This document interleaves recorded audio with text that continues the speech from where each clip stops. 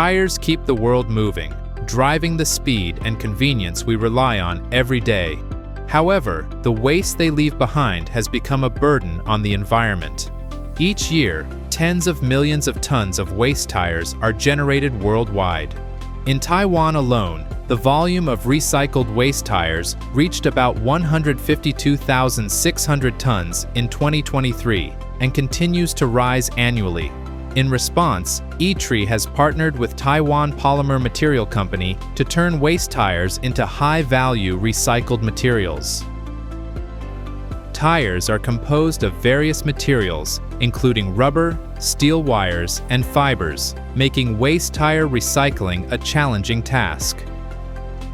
To overcome the limitations of traditional treatment methods, water jet technology has emerged as an advanced solution for processing waste tires into recycled rubber powder.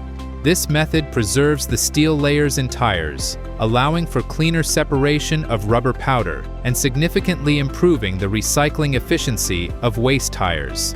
However, conventional water jet technology has not been able to effectively enhance the activity level of the recycled rubber powder. To address this, ITRI has introduced the world's first AI-optimized water jet expert system module. By combining AI algorithms with data analytics, the system determines the optimal parameters for tire cleaning water jet processing. This reduces reliance on human judgment and ensures stable production of high-activity rubber powder. ITRI has also developed an automated system that can produce high-activity recycled rubber powder in a single process. It is the only technology in the world that meets the GB T15904 standard, with the relative activity of the produced powder far exceeding 30%.